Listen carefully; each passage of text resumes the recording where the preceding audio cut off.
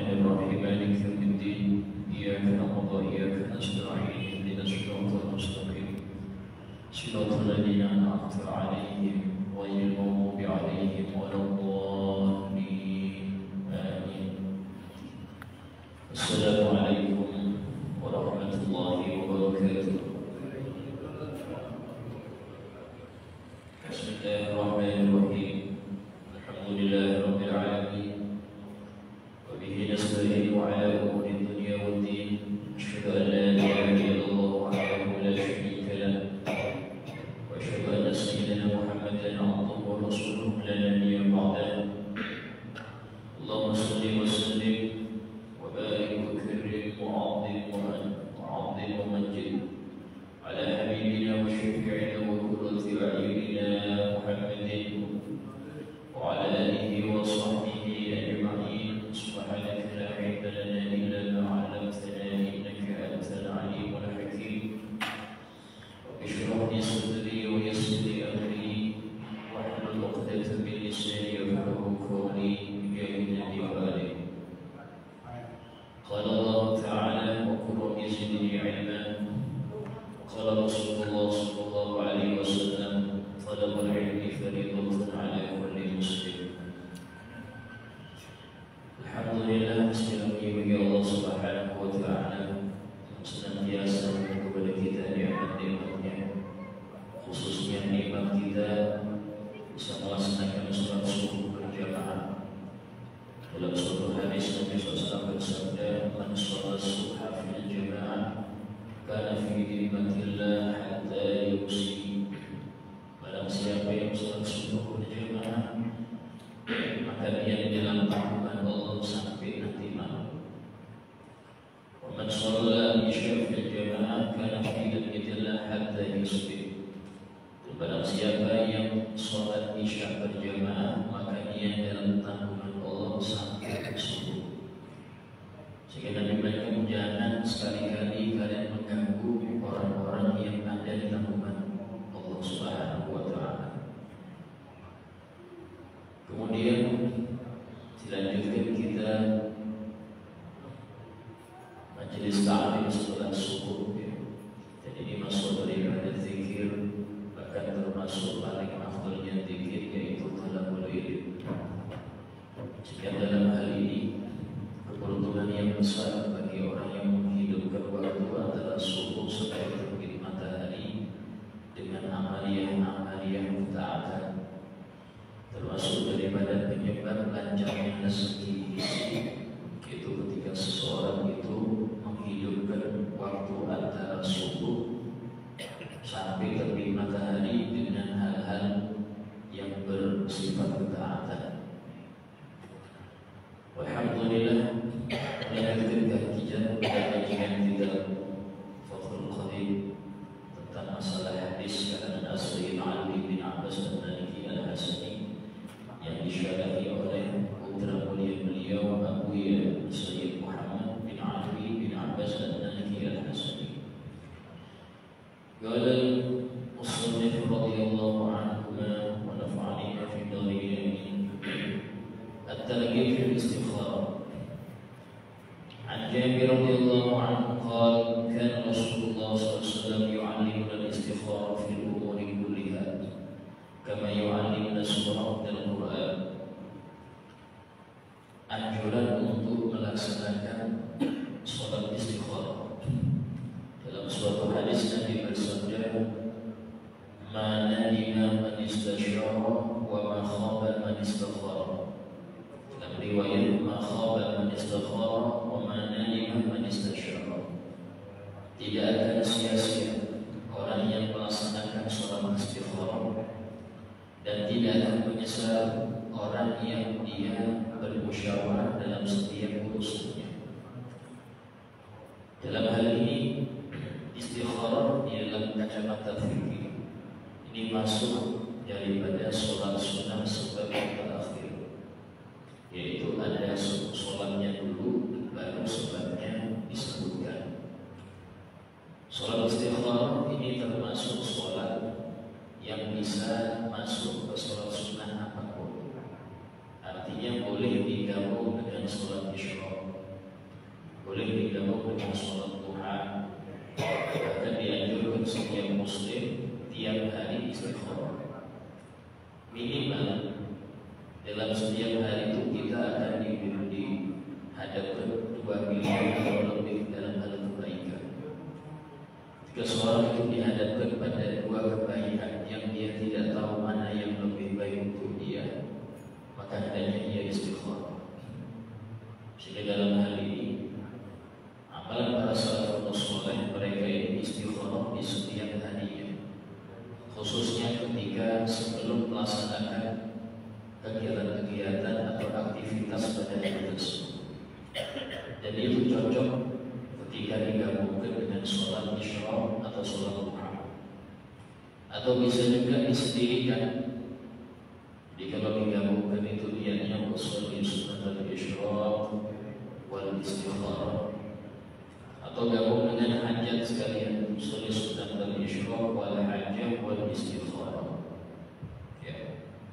Nah, maka dalam hal ini Allah akan mengarahkan kepada dia untuk dia hal yang terbaik untuk dia. Allah akan mengarahkan untuknya hal yang terbaik.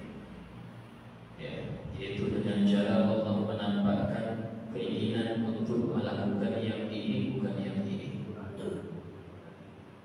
Ketika ingin sesuatu, Allah arahkan dia kepada yang terbaik untuk dia. Di dalam hal ini sahabat Jabir radhiyallahu anhu, beliau mengatakan, sesungguhnya Rasulullah SAW seringkali mengajari kami istighfar dalam setiap perkara, bahkan sampai hari ini keluar rumah apa adanya, itu istighfar. Ini ke pasar apa pakai kurir, istighfar. Urusan kesepit, apalagi urusan hal yang besar. Ya, contoh dalam pekerjaan, ini sama-sama diterima, mana yang saya pilih. Itu kalau 2 hal yang kita nggak tahu kebaikan di balik itu yang mana.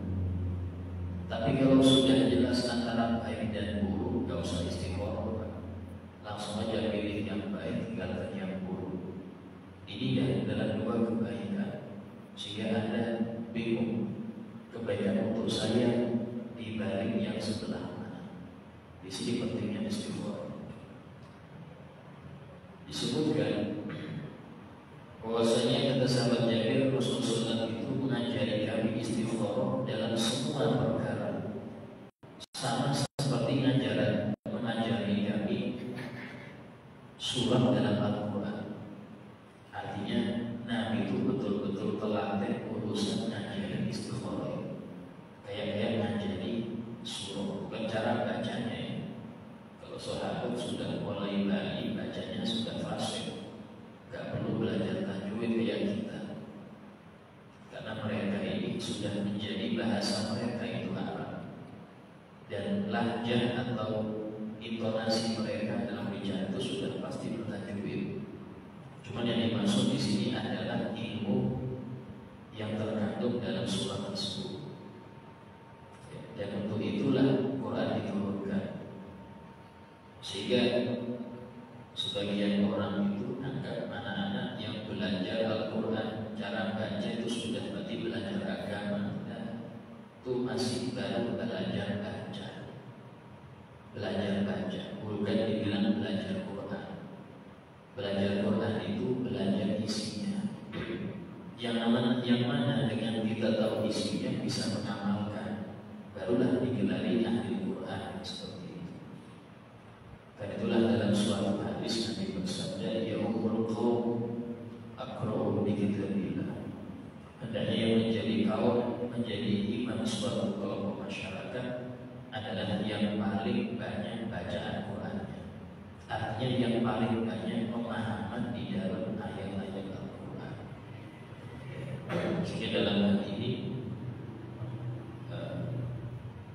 fadilah Al-Quran itu di sini. Katakan istiyakul, Nabi bersabda di dalam mengajari beliau istighfar kepada para sahabat.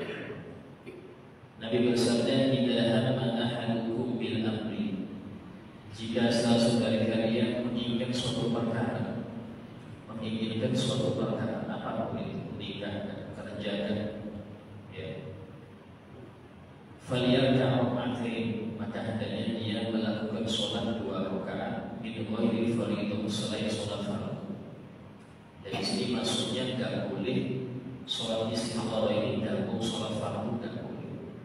Bahkan semua sholat sunnah kalau gabung dengan fardu batal dua-duanya.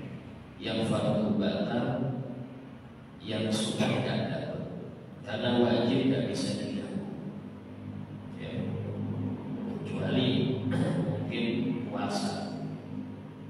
Kalau puasa selain Ramadan, mungkin ada yang mengatakan ini pendapat lemah, boleh menggabung qadha dengan puasa Senin Kamis. Ada yang mengatakan itu, tapi ini lemah. Yang utama yang wajib dan bisa digabung. Kalau yang sunnah silahkan digabung, tidak apa-apa. Tsumma yaqul, setelah dia sholat 2 rakaat, dia membaca doa. Ini doanya Nabi ajar langsung. Langsung Nabi ajar. Allahumma inni astakhiruka bi'ilmik. Ya Allah, sesungguhnya aku meminta pilihan kepadamu dengan ilmu. Ya Allah Maha mengetahui. Wa astaqdiruka bi qudratik, dan aku meminta kemampuan, kekuatanmu dengan kudratmu. Wa as'aluka min fadlikal 'azim, dan aku meminta daripada anugerahmu yang agung. Fa innaka taqdir wa la aqdir, sesungguhnya engkau maha kuasa dan aku gak mampu apa-apa. Wa ta'lam wa la a'lam, engkau maha tahu dan aku gak tahu. Wa anta 'alamul ghuyub, dan engkau lah yang maha tahu segala hal yang gaib. Termasuk gaib adalah kebaikan yang akan kita tuju ini ada apa ada.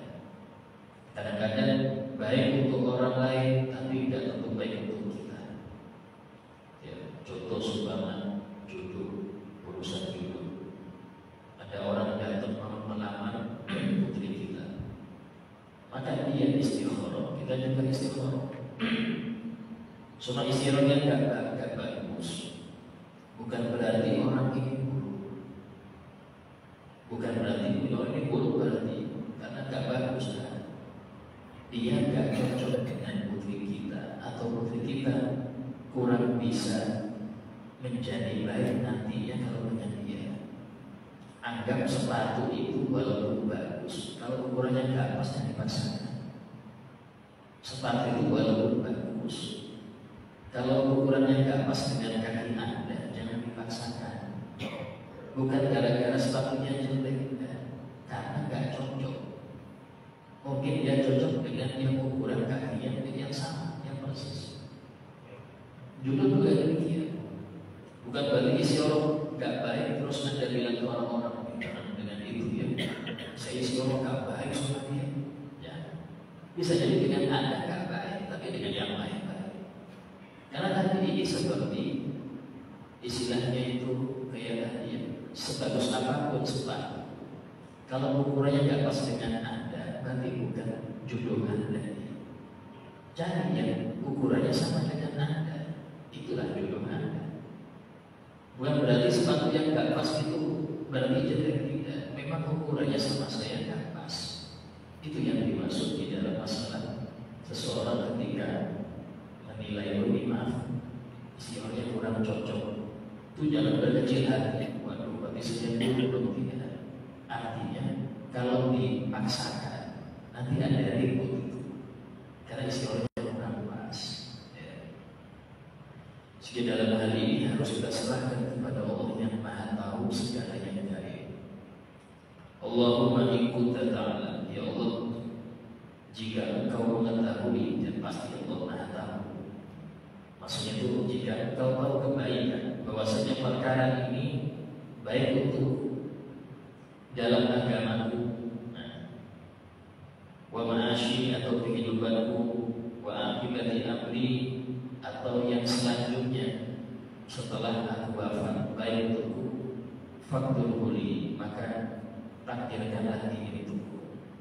Wa yassirhu li amri, dan yassirhu li, gampangkanlah hal ini untukku. Wa in kunta ta'lam, dan jika kau mengetahui bahwasanya perkara ini buruk bagiku dalam agamaku, dalam kehidupanku, di dalam masa depanku, maka palingkan hal ini dariku dan palingkan aku dari hal ini. Waqulil khairan, dan takdirkan kepadaku kebaikan, haitsu kana dimanapun dia berada. Summa raddini, kemudian beri aku sifat ridho akan hal tersebut. Ini yang penting. Summa raddini, beri aku sifat ridho dengan keputusan Allah, itu penting. Kadang-kadang kita kalau coba ya dapat itu mungkin enak. Nah, ini gak baik. Ucapan seperti itu dari syaitan. Seandainya kemarin milik si itu enak saya, dimilih ini malah gak nyaman, karena Anda gak ngerti. Di dalam hadis disebutkan, apapun ketentuan Allah untuk Anda, itu yang terbaik untuk Anda. Dan jangan Anda membandingkan dengan orang lain. Kenapa? Karena Anda gak tahu apa yang Allah ambil darinya. Anda cuma tahu mungkin apa yang Allah berikan untuk dia, tapi Anda tidak tahu apa yang Allah ambil darinya. Sehingga saya mengatakan, apa yang sudah ditakdirkan untuk kita itu yang terbaik. Kalau dirubah, bisa jadi istiqomah kita kurang mungkin, bisa jadi kebaikan kita, ketaatan kita bisa amburadul mungkin, macam-macam. Jadi itu semua adalah bagaimana seseorang hamba itu dalam urusan duniawinya itu harus banyak pasrah kepada Allah. Ya, bahkan di dalam ibadah pun, hal-hal yang ibadah gak wajib ya, itu harus kita istikharah. Contoh sumpah, ini mau apa siaroh apa enggak, itu istikharah. Padahal siaroh itu baik, cuma dalam hal ini waktunya kapan itu hanya istikharah. Ya, sampai istilahnya betul-betul bukan ada keinginan selain ziarah. Karena ada orang ini sekalian ziarah, sekalian, nah itu lain sebenarnya. Kalau ada sekali-sekali ini berarti ada masuk. Tujuannya ya ikhlas untuk ziarah, ya berarti ya. Nah nanti setelah dia itu sebutkan hajatnya, habis dia mengatakan kemudian hajat disebutkan. Atau ketika baca Allah menikahkan hadal amr, ya Allah kalau perkara ini sebutkan, ada hajat apa sebutkan, itu lebih baik bagiku untuk agamaku, kehidupanku dan masa depanku, maka mudahkanlah. Ya seperti ini penting, sehingga nanti hati itu akan condong kemana itu akan jelas. Hati ini condong untuk lanjut apa untuk berhenti itu akan jelas. Dan tidak harus istikharah itu hasilnya dari mimpi, tidak harus. Ya. Tidak harus hasilnya itu mimpi. Siapa kita Pak? Harus mimpi dulu. Ya, mimpi itu untuk yang hati-hati yang bersih. Ya, baru kelihatan di mimpi. Kalau masih banyak dosa, tidak usah mengharap ini. Cukup hati Anda mantap, berarti bagus. Hati Anda kayak gampang, ragu, tidak tahu ragu ini dari mana. Jangan lanjut. Itu aja. Kalau sudah istiqomah seperti itu. Ya. Atau nanti Allah tunjukkan sesuatu yang menjadikan Anda memilih dia, atau yang menjadikan Anda tidak memilih dia, itu Allah tunjukkan. Dan ini tidak bisa sekali. Kalau memang belum jelas, berkali-kali dilaksanakan istikharah. Sehingga dalam hal ini meminta pilihan dari Allah sangat penting, ya, sangat-sangat penting. At-tarhib fi nikah siyama bidatid al-walud. Anjuran di bab yang baru, anjuran untuk menikah, khususnya dengan yang memiliki agama yang kuat. Perempuan yang memiliki agama yang kuat al-walud, yang dia banyak bersuku dan al-walud ini potensi subur. Kata Nabi dalam hadis, tazawwaju al-wadud al-wadud. Nikahilah perempuan yang subur dan banyak kasih sayangnya. Ini dua sifat yang pasti. Orang kalau banyak anak, rata-rata sayangnya besar. Karena ujiannya banyak, diuji anak. Wadudnya itu sudah betul-betul tampak ketika yang diurus anak. Ya di sini ada wadud dan wadud. Dari mana kita tahu ini perempuan bisa subur atau tidak? Lihat bibit-bibitnya. Ya, yaitu bibit dari sisi ibu kayak apa anak-anaknya atau saudari-saudarinya. Dalam masalah pernikahan ini hendaknya memilih yang agama kuat. Dalam suatu hadis Nabi bersabda, "Tunkahul mar'ah li arba'." Biasanya perempuan itu dinikahi karena satu dari 4 faktor.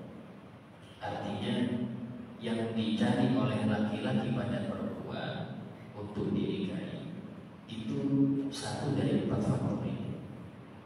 Pertama, li jamaliha, karena wajahnya, karena cantiknya.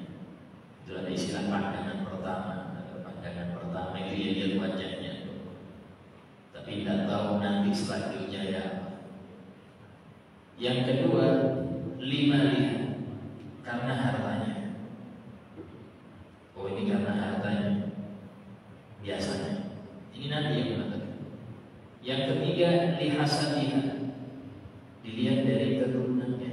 Oh ini orang nikmat, oh ini orang baik, keluarganya keluarga bagus. Sehingga itu bibit bebet bobot orang sekarang. Yang terakhir, lidiniha, karena agamanya, akhlaknya, nutup auratnya, solehahnya. Maka kata Nabi, fadfar bidatihi, carilah yang agamanya baik. Tidak perlu lihat faktor 1, 2, 3. Cari yang agamanya baik. Taribat yada, kalau enggak kamu nyesel. Kalau enggak pilih yang agama baik, nyesel. Ini dari Nabi. Sehingga dalam hal ini, seseorang ketika dia hendak menikah, maka anak itu, calon anak itu punya hak. Jadi anak itu punya hak. Dia apa? Dicarikan untuk dia ibu yang baik. Jadi ketika Anda memilih perempuan asal wajahnya, tanpa melihat kayak apa dia ibadahnya, kayak apa dia akhlaknya, gak lihat itu, yang penting wajahnya, saya sudah jatuh cinta. Maka di sini Anda sudah mendolimi anak, Anda sudah berbuat dolim kepada anak, karena haknya anak itu dicarikan untuk dia calon ibu dari golongan sholihah. Bahkan disebutkan oleh Nabi, kata Rasulullah, takhayyaru lilutufiku, wahai para laki-laki, pilih-pilihlah untuk tempat benih kalian. Artinya pilih ini jangan sembarangan. Fa'inal irqadasas, karena rahim itu benar. Rahim itu benar. Ulama mengomentari hadis ini, 60 atau 70% akhlak anak tergantung ibu, bukan ayah. 60-70% akhlaknya anak itu tergantung ibunya. Sehingga dalam hal ini, bagaimana seseorang itu dilihat dari keyakinan. Waktu mengandung itu pengaruhnya besar. Apa yang dia lihat, apa yang dia dengar, itu pengaruh kepadanya. Waktu lahir, kemudian dia susui, itu pengaruh besar. Yang menyusui siapa itu pengaruh besar. Dalam suatu hadis Nabi bersabda, al-biqa war-radha yughayyiru ittiba'. Al-biqa war-radha yughayyiru ittiba'. Lingkungan dan susuan itu keduanya bisa mempengaruhi watak seorang anak. Lingkungan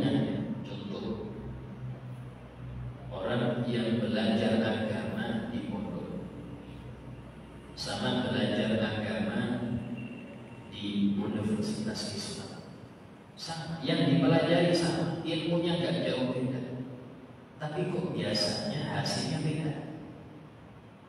Kenapa? Karena bukan urusan ilmunya saja, lingkungan. Anggap yang kuliah ini dia belajar fikih, tauhid, tapi nongkrong juga, HP juga, ngobrol dengan lawan jenis juga, kadang-kadang goncengan juga.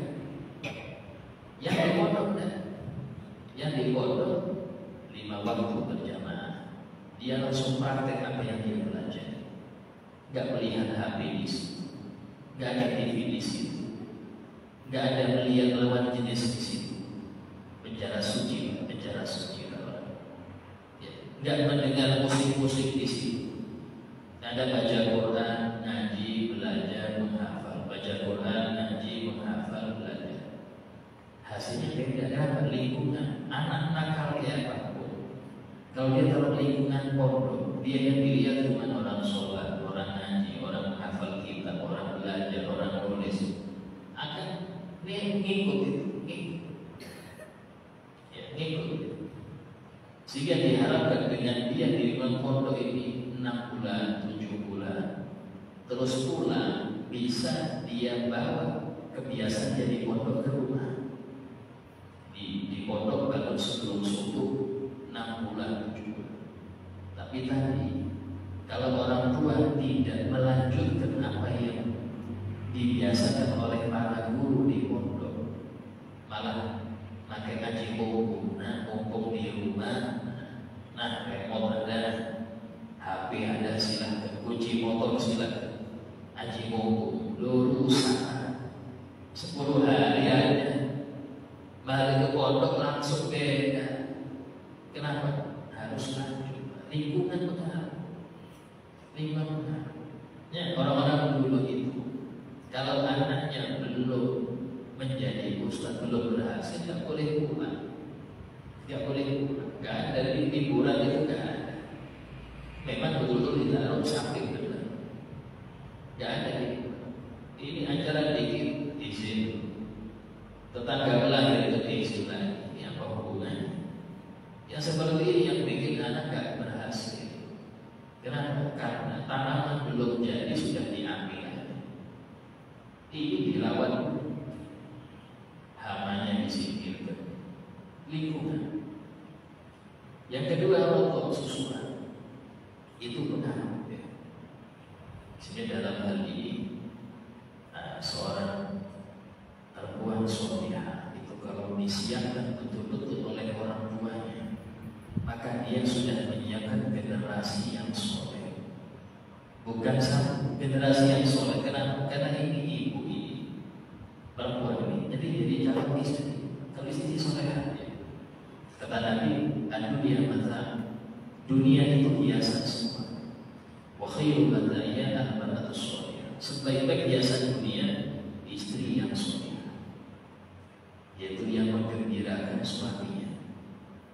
Apa arti gembirakan?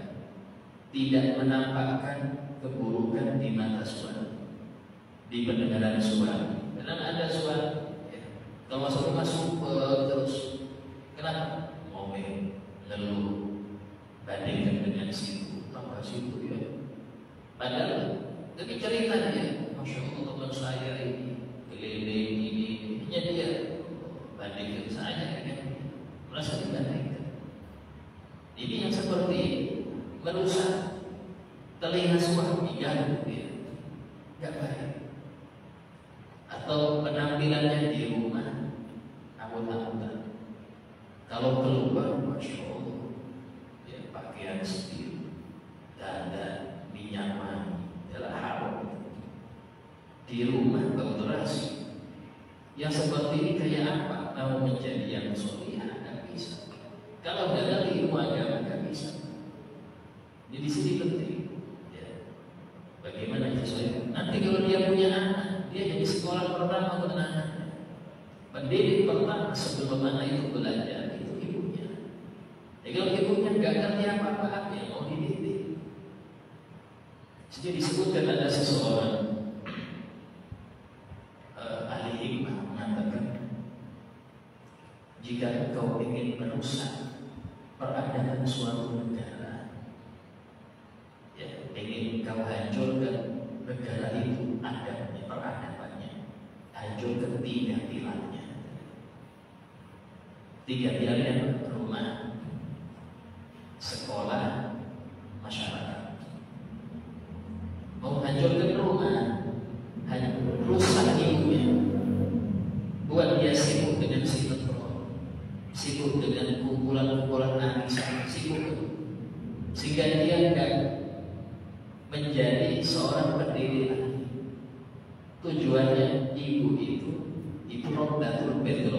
Kalau Rodatul Bait ini pengurus rumah, bukan cuma pengurus penghuni rumah kita. Tugasnya rezeki, nyari nafkah itu ayah. Ibu itu cukup mendidik. Kalau mau rusak rumah tangga, pendidikan di rumah, rusak ibunya, karena dia pendidik. Sibukkan dia dengan sinetron, sibukkan dia kumpul-kumpulan yang gak ada fungsinya. Bahkan sibukkan dia mungkin dengan pekerjaan-pekerjaan, istilahnya itu sama-sama nyari nafkah, dua-duanya berangkat. Yang ketiga ada. Yang kedua, sekolah. Siapa yang rusak gurunya? Sibukkan dia dengan isi-isi jurnal. Lebih banyak isi jurnal daripada ngajar. Apalagi pendidik. Maaf. Filosofi Indonesia Mendikbud. Ya. Apa? Departemen Pendidikan. Bukan pengajaran. Kenapa pakai kata pendidikan? Karena dia lebih kepada watak. Kalau ngajar datang kasih materi pulang itu ngajar. Sekarang ini maaf, pendidik itu sudah kurang. Pengajar banyak, datang ngabsen, ngasih materi, ya selesai pulang. Mau anaknya itu nanti sholat gak urus. Mau dia pulang goncengan gak urus. Mau ngomong kotor gak urus. Yang penting sudah selesai ngajarnya. Seperti itu, pengajar banyak, pendidik kurang. Kalau pendidik ya, itu biasanya dianggap guru killer. Kenapa? Sering ngomel, sering negur. Itu benar. Karena dia bukan cuma ngajar, dia mendidik watak dan akhlak. Tapi sudah hampir sedikit jiwa-jiwa pendidik, sedikit sekarang. Nah, kalau merusak sekolah, rusak gurunya. Itulah kalau kita perhatikan bagaimana kadang-kadang saya pernah lihat ada video di grup video pelepasan anak kelas 6 itu apa istilahnya, perpisahan. Itu lagu dangdut, joget gurunya ikut joget. Yang mungkin gak pantas untuk seorang muslim, apalagi seorang pendidik depan murid. Saya pegang ini ada status salah seorang wali murid yang nyuntik statusnya sudah dulu di SD mana tadi. Jadi bagaimana kalau kata orang dulu itu guru itu dibunuh dan ditilang. Guru kencing berdiri, murid kencing berlari lebih parah karena dia di rumah. Nah yang seperti ini penting, kita ini sangat-sangat butuh pada pendidik. Kalau pengajar banyak, maaf ya, belajar dari masa COVID yang lalu, di mana hampir 2 tahun vakum sekolah itu, sehingga murid itu hanya belajar di rumah aja. Itu kita bisa menilai kalau guru itu hanya sebagai pentransfer ilmu, nanti dia nggak akan dibutuhkan karena cukup Google, Pak. Kalau cuma hanya transfer ilmu aja guru itu, dia nggak akan dibutuhkan di masa depan karena Google bisa jawab semuanya. Tapi kalau guru sebagai pendidik tetap dia dibutuhkan karena Google nggak bisa pendidik. Yang pendidik itu harus manusia yang ngerti ada. Tapi kalau cuma ngasih ilmu aja, bisa jadi dibutuhkan lagi guru di masa depan. Kenapa? Kok lebih pintar? Nyari apapun ada di guru. Tapi kalau cuma mendidik, kok gak bisa mendidik? Di sini pentingnya introspeksi semuanya. Kemudian yang ketiga, rusak masyarakat. Ya, Pak, yang rusak masyarakat. Ustadznya rusak, ulama di kampung itu rusak. Sibukkan dia dengan politik praktis. Ayo menggait ustadz jadi juru kampanye, jadi akhirnya yang ustadz ini harusnya untuk umat jadi untuk kelompok. Jadi untuk kelompok mesti ya, sibukkan dia dengan hal-hal yang bukan mendidik masyarakat. Nah, kalau sudah di rumah nggak dapat pendidik yang baik, di sekolah kehilangan pendidik yang benar, di masyarakat nggak ada ulama yang bisa menjadikan cerita tauladan siapa yang mendidik umat. Kalau seperti itu tunggu 10 tahun hancur peradaban negara itu. Jadi ini semoga tidak terjadi di Indonesia. Ya, sekarang ini ulama lagi dikebosi banyak. Nah, ini harus kita jaga karena ada orang-orang memang nggak senang Indonesia itu menjadi orang-orang yang beradab nggak senang. Ini penting untuk kita perbaiki. Wafi dalam ini kalau Allah Ta'ala berfirman, "Fankihu ma thaba lakum minan nisa'i mathna wa thulatha wa ruba', fa in khiftum alla ta'dilu fawahidatan aw ma malakat aymanukum." Dalam ayat ini Allah Ta'ala menyuruh nikahilah ma thaba lakum, perempuan-perempuan yang baik untuk kalian, minan nisa, perempuan yang baik. Di sini pertama kali harus cari yang baik. Allah Ta'ala berfirman, "At-thayyibatu lit-thayyibin, wat-thayyibuna lit-thayyibat." Perempuan-perempuan yang baik untuk laki-laki yang baik, laki-laki yang baik untuk perempuan yang baik. Di sini kata ulama mengatakan, jika seseorang itu ingin dapat pasangan yang baik, perbaiki dia dulu. Dia dulu perbaiki, karena ayat Allah tidak mungkin salah. Anda mau nyari yang baik, tapi Anda sendiri model ini, perbaiki dulu. Perbaiki, kenapa? Jodoh itu jaminan diri. Jodoh jaminan diri.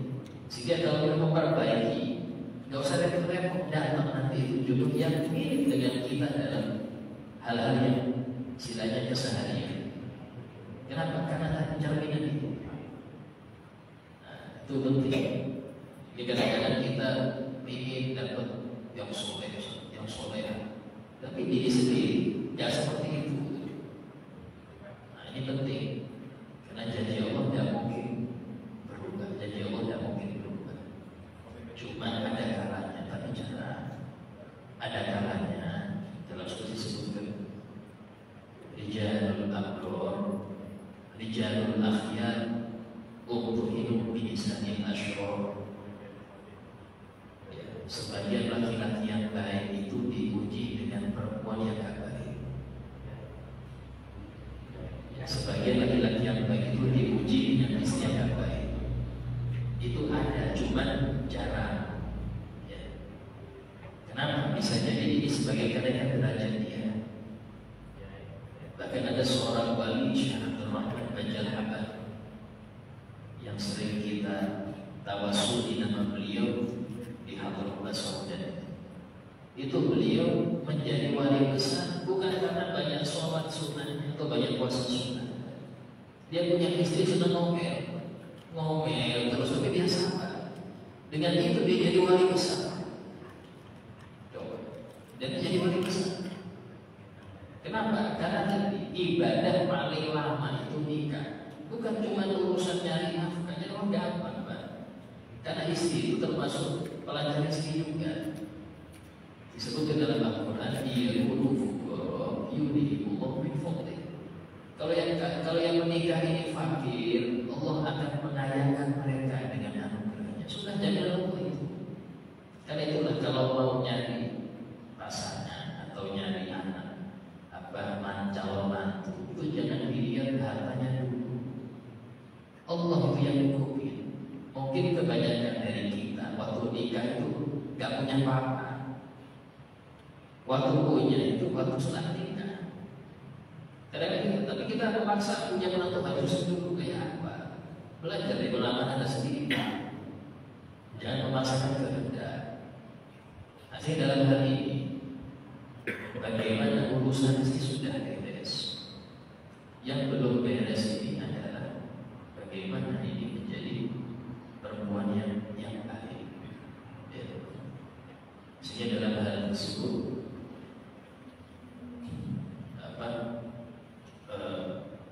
ada kalanya perempuan ini baik,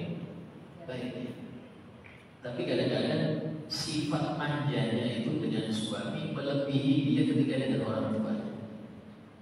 Nah dari situlah ujian. Dan ini perempuan baik, masya Allah. Tapi kalau sudah sama suami, manjanya kelihatan betul. Dan itu seni di dalam kita mendidik istri di situ. Sehingga Nabi itu bersabda bahwasanya istri itu diciptakan dari tulang rusuk yang bengkok. Kalau Anda kerasin patah ya. Kalau Anda biarkan bengkok terus kata luruskan pelan-pelan. Dan yang paling besar ibadah dalam nikah itu apa? Sabar. Mau itu yang istri atau yang suami. Allah berfirman Al-Quran, wa ja'alna ba'dakum li ba'din fitnah atasbiru. Dan kami jadikan sebagian kalian ujian untuk sebagian yang lain. Apakah kalian mau sabar?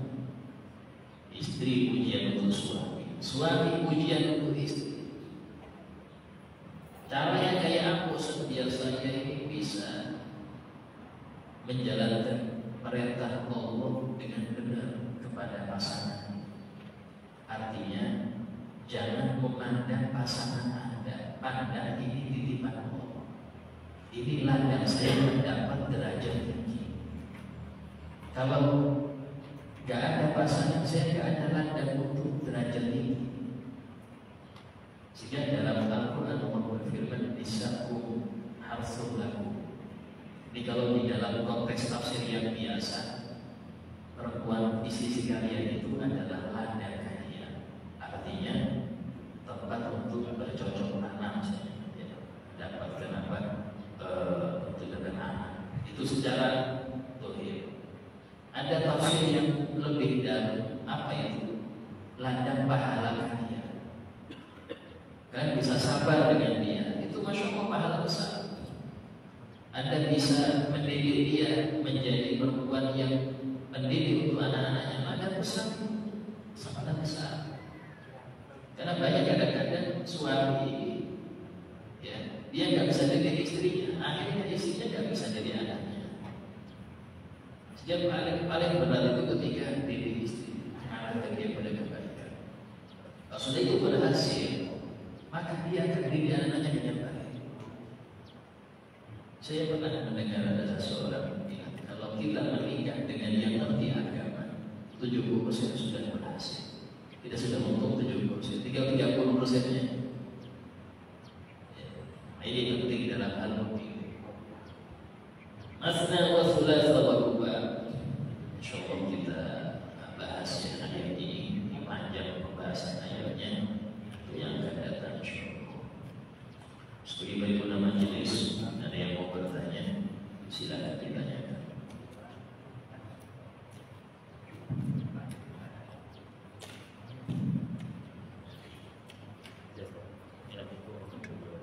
Waalaikumsalam. Kita melakukan kamu tidak akan kita soal berzina kecuali berzina juga. Nah yang kedua betul tafsir Al-Hajar itu mengenai keutamaan 10 hari keutamaan bulan Dzulhijjah itu. Assalamualaikum. Allah berfirman, Az-zani la yankihu illa zaniyatan aw musyrikatan, wa zaniyatu la yankihuha illa zanin aw musyrik. Pezina laki-laki tidak akan menikah kecuali dengan perempuan yang berzina juga atau seorang musyrikah. Perempuan berzina tidak akan menikahnya kecuali laki-laki yang berzina juga. isi ayat tersebut artinya kalau dia belum bertaubat, benar-benar taubat, maka dapatnya juga seperti itu. Jadi kalau zina itu Nabi pernah bersabda, man zana zunia bihi walau fi qawlidah. Barang siapa yang pernah menzinai orang, maka keluarganya akan dizinai walaupun dia dalam rumah terus. Namanya dibilang zina itu dosa karma.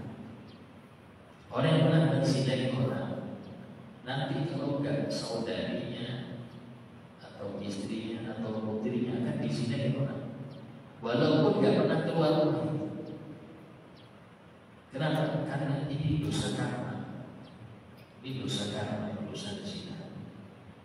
Sebenarnya dalam hal ini di antara tanda-tanda kiamat nanti di dekat-dekat hari kiamat itu semua nasab terputus. Semua terputus.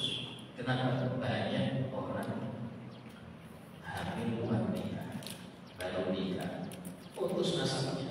Walaupun sudah nikahnya baru setelah hamil, putus nasab.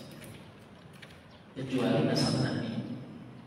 Kata Nabi, kullu nasabin wa sababin yaqdi yaumil qiyamah illa nasabi wa sabab. Semua nasab nanti akan terputus pada hari kiamat. Itu nasab akan terputus. Itu jadi artinya serusaknya zaman, sehancurnya orang-orang di zaman itu masih ada durian Nabi yang melaksanakan syariat benar, sehingga duriannya tetap bernasab, gak ada perzinahan, gak ada yang kena zina.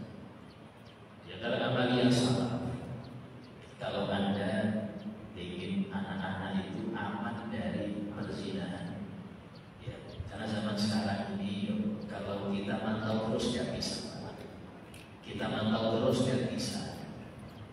Bagi yang belajarnya jauh di luar kota, jangan luar kota. Yang dalam kota yang kita kadang-kadang saya sering lewat karena di daerah mana itu Telaga Ungu itu, anak-anak muda. Ini mana orang tuanya? Orang tuanya mana ini? Sehingga dalam hal ini kalau dijangankan di luar kota, di sini ya bisa jadi. Naudzubillah mereka melakukan sesuatu yang mungkin kita tercengang oleh itu, biar kita anak kita ini aman, ini terjaga, karena yang menjaga betul-betul itu Allah. Kita kan bisa jaga, itu kepada Allah. Pegang kepalanya, baca surah Al-Qadr, inna anzalnahu sampai selesai usaha di belakang. Bukan sekalian berkali-kali, istilahnya setiap hari kan, atau seminggu berapa kali aja. Itu insya Allah tidak ditakdirkan zina seumur hidup. Karena itulah zaman sekarang, kata guru saya Habib Sigara Sadar Rafiqullah Warahmah, kata beliau, di zaman sekarang ini sangat dianjurkan menikah dini dianjurkan. Kenapa? Karena sudah nyampe level darurat. Kalau sudah orang pacaran itu sudah wajib nikah, bukan sunnah. Nikah itu hukumnya sunnah bagi yang ada keinginan. Tapi kalau sudah pacaran wajib, bukan sunnah lagi. Nikahnya wajib. Kenapa? Kalau nggak nikah bisa dosa terus. Untuk saya cuma main-main belum serius. Kebanyakan laki-laki itu modern itu, dia nggak bisa serius. Tapi perempuan sekali diomongin baik, langsung kayak ini sudah laki-laki di dunia, nggak ada yang lain. Itu perempuan. Sehingga perempuan itu, ya, maksudnya yang punya anak perempuan, jangan sampai istilahnya dia dapat hadiah, itu bahaya. Udah dapat hadiah, jadi walaupun hadiahnya kayak Quran, hati-hati kalau lagi bahaya. Kenapa? Mereka ini cepat tersentuh, perempuan cepat tersentuh. Karena itulah mengapa biasanya cinta pertamanya anak perempuan itu abahnya. Itu abahnya harus ngasih betul, istilahnya itu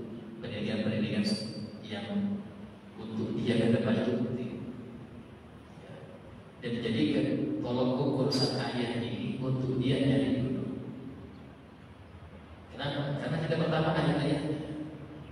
Terjadinya. Nah, kemudian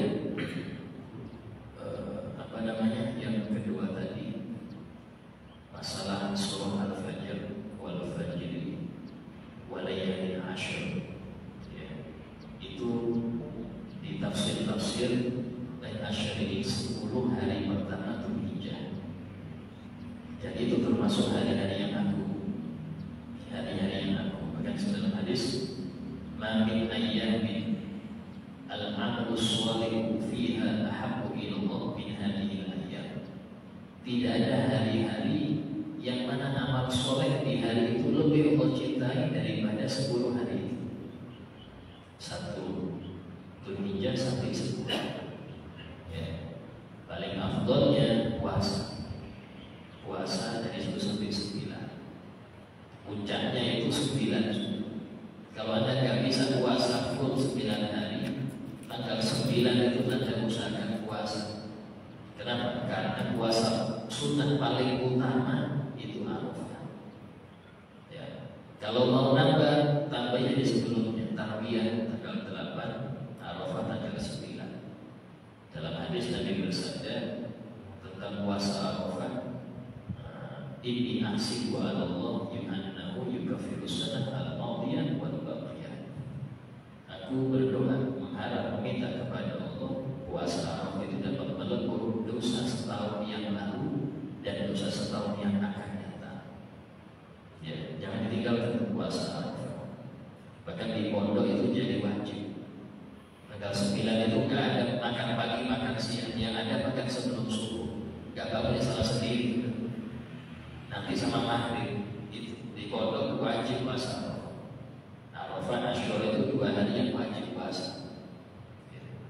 Kenapa? Untuk melatih agar kita akan meninggalkannya waktu selesai pulang dari pondok dan sampai meninggalkan. Nah, itu adalah masalahnya.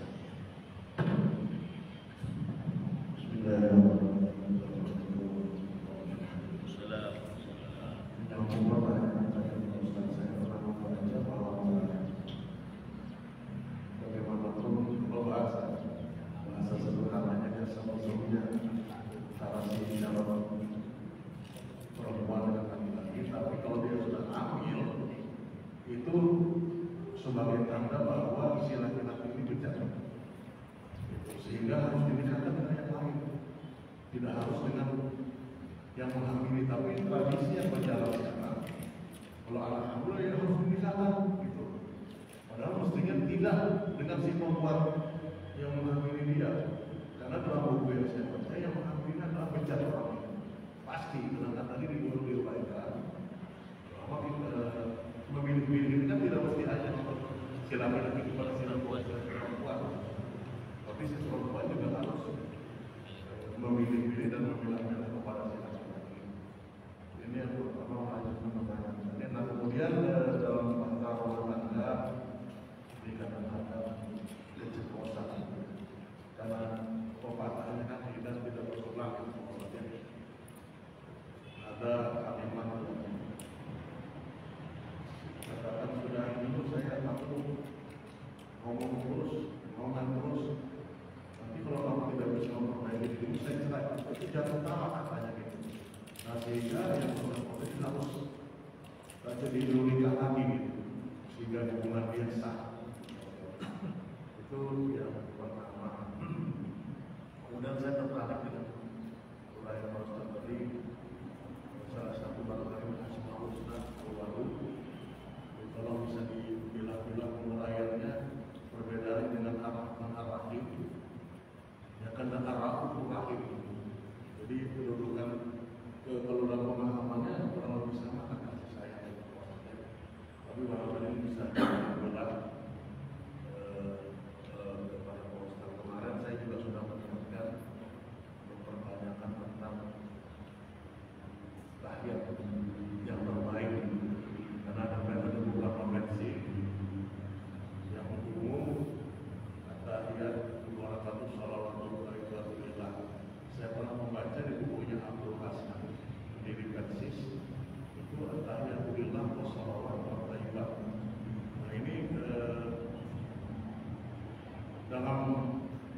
tasdik dalam hati. Tapi mohon maaf ini Pak Ustaz, saya lebih sebenarnya kalau yang at-tahiyat mubarakatus shalawatut thayyibatulillah itu dalam versi yang kita baca itu katanya kalimat yang diucapkan oleh Nabiullah Rasulullah SAW pada waktu bertemu dengan Allah gitu. Bahkan pada peristiwa Islam saat itu katanya itu sampai berbalik menanyakan lagi kepada Jibril Nabi Muhammad, kenapa kok salam saya tidak dijawab oleh Allah gitu. Nah kemudian oleh Jibril diberikan penjelasan bahwa as-salam itu adalah Allah gitu. Sehingga dirubahlah kalimat versi kalimatnya seperti itu. At-tahiyat Nah kemudian yang saya baca di bukunya Abdul Hasan itu ada kalimat tahiyat yang singkat awalnya, at-tahiyatulillah wassalawatu thayyibat. Nah ini memang kalau bagi saya maknanya lebih mudah yang singkat, ya, karena penghormatan artinya kan at-tahiyatulillah, penghormatan itu hanya kepada Allah, hanya milik Allah. Yang lain-lain itu bias-bias aja gitu Pak Ustaz, dalam tasdik dalam hati gitu. Tapi karena yang versi yang saya baca pada versi Islam kita itu yang lengkap tadi gitu, yang seperti di awal. Nah ini mohon pencerahan aja nih Pak Ustaz, mana yang lebih baik, itu mana yang lebih pas. Tapi kalau saya sementara ini mohon maaf, kalau yang sholat fardu saya baca yang panjang, kalau sholat sunnah saya at-tahiyatulillah wassalawatu thayyibat. Jadi dua-duanya saya pakai. Ini mohon maaf Ustaz, karena dalam versi tahiyat ini itu ketika kita mengucapkan syahadat sebenarnya kita bersyahadat itu bersama-sama dengan para malaikat. Itu versi yang saya temukan dalam peristiwa Islam besar itu. Nah kemudian untuk perkayaan kita semua mudah-mudahan ini benar mohon dirumuskan Pak Ustaz. Jadi pada saat itu Jibril membuat statement bagi kita yang membaca tahiyat itu, kita akan dibimbing di batas syarat. Jibril langsung yang membimbing kita. Kemudian malaikat pembagi rezeki, malaikat Mikail itu akan memberi kita Rasulullah memberi kita minuman di telaga Kausar. Nah kemudian malaikat peniup trompet itu akan bersujud kepada Allah sampai dijawab bahwa kita akan diampuni.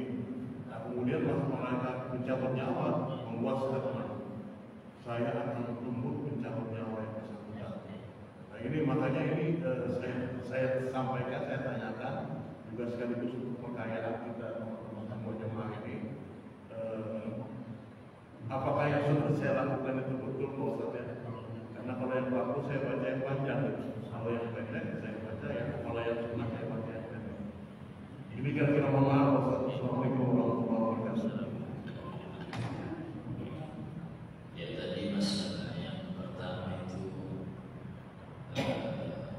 hamil di luar nikah. Ada kalanya memang yang menghamili itu jelas hujannya. Apakah boleh yang perempuan itu milih dengan yang lain? Sangat boleh. Cuma tadi kalau memang zina itu atas dasar suka sama suka, menjadi dua-duanya. Kalau dia korban perkosaan, jangan dinikah dengan yang kosa. Sultan yang saya baca lagi bahwa yang si perempuan ini boleh dinikahkan setelah dia melahirkan. Iya. Jadi mohon maaf tambahan aja gitu. Iya. Yang untuk perempuan memang tidak harus dia menikah dengan yang berzina dengannya itu, tidak harus. Bahkan saat menikahnya perempuan hamil karena zina, dengan syarat karena zina. Kenapa? Karena hamil dia bukan cara nikah. Ya, kalau hamil karena nikah dia masih tidak, masa idah nggak boleh menikah. Tapi kalau karena zina nggak apa-apa. Ya, cuman yang menjadi kita berat di sini haram kalau seseorang itu menikahi orang yang sedang hamil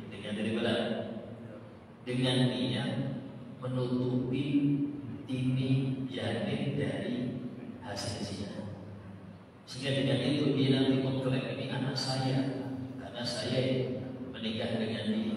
Ini dosa besar. Dosa besarnya bukan nikahnya, dosa besarnya menutupi yang ini aslinya anak zina. Dia nikah biar orang nyangka ini anak bernasab. Dan kalau sudah urusan hamil duluan, itu gak ada pengaruh. Saat ini habis nikah 6 bulan kemudian baru brojol, baru keluar, gak ada hubungannya. Jadi nanti binnya gimana tuh Pak Ustaz? Bin ibunya. Bin ibunya kayak Nabisa ya? Iya. Nabisa. Kalau seumpama tadi itu apa namanya, yang habis zina belum ketahuan hamil, kepergok zina, sudah kita nikahkan aja, dinikahkan. Maka disinilah penting, kalau kelahiran bayi itu di bawah 6 bulan setelah pernikahan, berarti ini anak gak nasab kepada sang ayah. Karena minimal masa hamil 6 bulan. Paling cepat orang hamil ngisi langsung melahirkan itu 6 bulan, paling cepat. Paling cepat itu. Normalnya 9. Paling lama 4 tahun. Yang hidup ya, paling lama 4 tahun. Karena itulah kalau ada perempuan 10 bulan belum lahir-lahir, jangan disesat. Itu normal, setahun 2 tahun itu normal. Kebanyakan 9 bulan kebanyakan. Karena sampai 4 tahun pun itu masih maksimal, masih banyak 4 tahun. Karena kita khawatir sudah setahun kan projo-projo betul. Kalau belum waktunya tidak usah dipaksa. Ya, Imam Syafi'i itu di perut ibunya 4 tahun. 4 tahun. Itu masa paling lama kehamilan 4 tahun. Yang hidup ya. Pernah di India terjadi seorang ibu mengandung 12 tahun, tapi sudah jadi batu tuh janinnya, mati di dalam. Untung gak kena penyakit, harusnya jadi batu pikiran, harusnya. Nah, sehingga dalam hal ini, kalau memang itu hasil mama diperkosa, ya, maka jangan nikahkan dengan yang menghamili. Ini orang baik perempuan ini, jangan taruh di mulut buaya lagi. Cari laki-laki yang bisa terima dia. Sulit Ustaz. Insya Allah kalau dijelaskan benar ada dia. Ya, itu benar terjadi, benar terjadi. Nah, kemudian yang kedua tadi apa itu? Beda antara rahmat rahim al-wadud dengan tawakul rahim. Oh iya, untuk al-wadud ini kurang tahu ya. Untuk arti perbedaannya kurang tahu. Coba nanti dengan saya berusaha mencari. Rahmat rahim dengan tawakul rahim. Ya, Rahmat rahim dengan tawakul rahim. kalau yang saya tahu ya, kalau Rahman Rahim, Rahman itu tidak boleh disifatkan untuk makhluk. Kalau Rauf sama Rahim itu pernah Allah sematkan untuk Nabi Muhammad.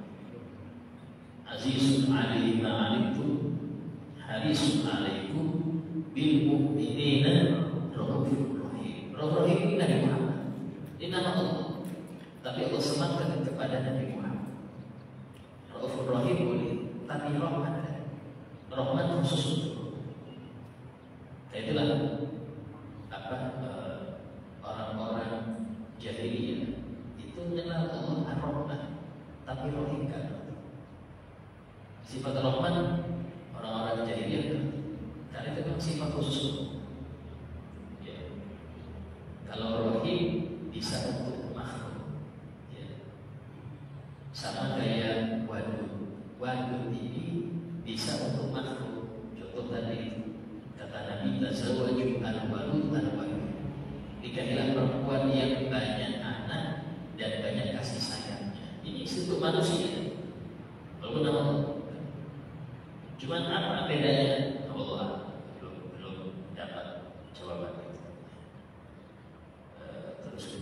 masalah tadi tahiyat ya. Di dalam tahiyat itu versinya beda-beda versinya. Di dalam kitab Al-Adhkar itu disebutkan beberapa versi. Hanya saja yang saya berikan di sini, baca tahiyat yang wajib. Artinya yang wajib itu at-tahiyyatu lillah. Itu wajib. Langsung assalamu alayka ayyuhan nabi.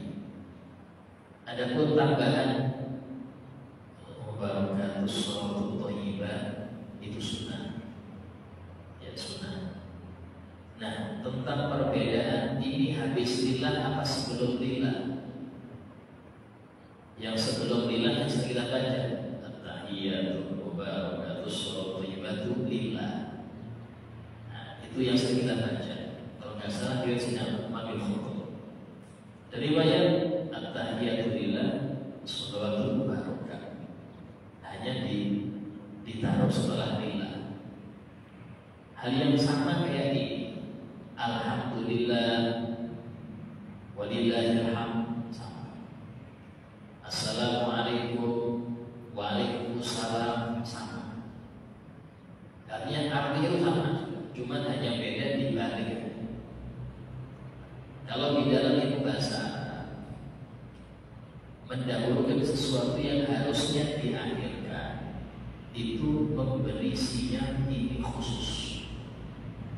Contoh saya bilang alhamdulillah, segala puji itu bagi Allah. Kalau saya balik walillahil hamd, hanya bagi Allah segala puji. Tidak boleh bagi yang lain. Itu. Zaidun fidani, Zaid itu di rumah. Bisa jadi di rumah ada juga ibunya, kakaknya. Yang penting saya kasih tahu Zaid di rumah. Terus saya bilang fidani Zaidun, di rumah hanya ada Zaid. Itu pinternya bahasa Arab sih. Kalau ada orang bilang fidani Zaid, jangan tanya siapa saja di situ, ini nggak ngerti artinya. Kalau saya bilang Zaidun fidani, baru dia tanya sama siapa Zaid di rumah. Nah, cocok. Jadi kalau ada bilang fidani Zaidun, dia tanya sama siapa, nggak ngerti lagi.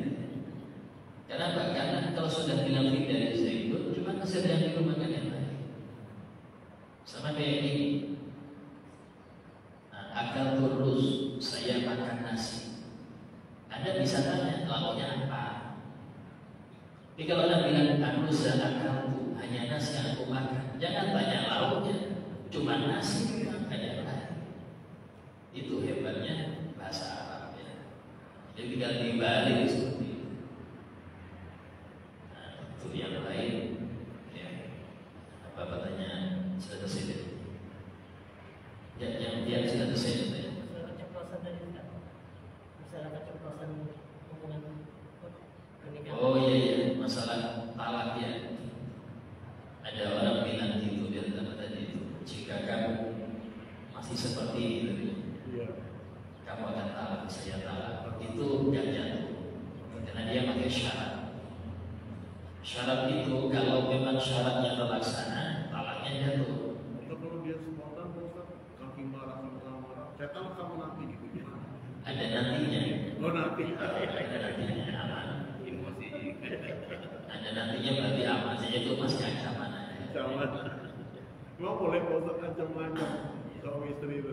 Jangan. Kenapa? Karena tadi namanya talak ini, walaupun main-main, walaupun marah, walaupun bilang saya nggak sadar, tetap jadi. Tetap jadi. Saya nggak sadar, saya waktu senang marah, tetap jadi. Jangan nggak sadar, Anda teler jadi. Kamu bilang, mampu ini orang. Saya cerai kamu 1000 kalinya. Tapi kalau ada nantinya nggak baik juga. Nanti lagi kan nanti. Kalau kapan lagi nanti. Intinya itu ada syarat yang dibuat. Tapi sebaiknya jangan lah. Sebaiknya jangan. Ya. Nabi bersabda, "Abghadul halal indallah at-talaq." Sesuatu halal yang paling dibenci Allah itu cerai. Halal tapi dibenci. Artinya bisa jadi sunnah kalau memang mengharuskan itu. Maka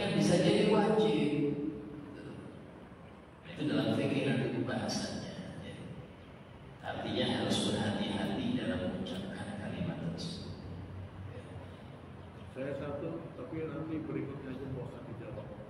Semoga saya masih bisa hadir. Ada dalam tafsir yang biasa Ustaz ya, Hafizu Allah Salam wa Salawatil Wusta. Di tafsir-tafsir saya baca semuanya pengertiannya untuk menjaga, sangat menjaga sholat di tengah-tengah, jadi subuh dan asar. Nah, kemudian dalam buku karangannya Abdul Qadir Jailani itu dia tafsirkan sebagai letak jari-jari Allah itu di tengah kau bumi dan tanah Allah kita. Allah yang membolak-balikan hati kan. Nah itu yang sebenarnya maknanya harus itu yang dijaga hati kita ini. Itu dia jelaskan dalam pemahaman marifat sholat gitu. Ya kan, mohon maaf saya juga selama ini syariat aja Pak Ustaz, belum sampai ke situ gitu. Tapi saya baca, lah ini ada perbedaan tafsir dalam Al-Quran dengan perbedaan daripada penjelasan daripada Abdul Qadir Jailani gitu. Tapi ini nanti aja jawab Pak Ustaz. Nanti berikutnya aja. Terima kasih. Assalamualaikum warahmatullahi wabarakatuh. Assalamualaikum. Insyaallah. Ya, masya Allah istilahnya memberi banyak wawasan kita. Ya. Wawasan kita yang menjadi masya Allah mendalam. Dan itu menjadi kita tambah luas cakrawala lagi. Tapi saya cuma membaca aja nih Pak Ustaz. Kalau tingkatannya belum sampai ke tanah. Iya, hanya membaca dan barangkali itu Pak Ustaz bisa memberikan pencerahan untuk kita. Insyaallah. Alhamdulillah, semoga kita dapat bermanfaat untuk kita, menanam keimanan kita kepada Allah, serta semangat kita untuk beribadah serta meninggalkan hal-hal yang diharapkan. Amin ya rabbal alamin. Ala hadhihi wa kulli bi'atin salihah wa ala alihi salafana salih. Al-Fatihah. Bismillahirrahmanirrahim. Alhamdulillahirabbil alamin. Arrahmanirrahim. Maliki yaumiddin.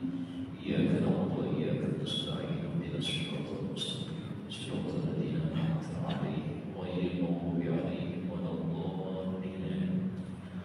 Bismillahirrahmanirrahim. Alhamdulillahirabbil alamin. Allahumma shalli wa sallim ala sayyidina Muhammad wa ala alihi wa sahbihi ajma'in. Rabbana anfa'na bima 'allamtana wa bi'ilmina alladhi yanfa'una wa bi faqihina wa faqihna lana wa qarabatina fi dinina. Rabbi wafiqna fi kulli ma tartadi qawlan wa fi'lan karaman warzuqna kulla halalan karima wa khilaqiyya wa lana nahda bil khair wa kulla syarr. Rabbana wasfir lana kulla syu'un wa qina bi ridwanika al-uyun wa qadi 'anna rabbana kulla al-uyun qabla an ta'tiyana rusulun minhum. Rabbana atina fid dunya hasanah wa fil akhirati hasanah wa qina 'adzaban nar. Sallallahu ala sayyidina Muhammadin wa ala alihi wa sahbihi wa sallam walhamdulillahi rabbil alamin. Assalamualaikum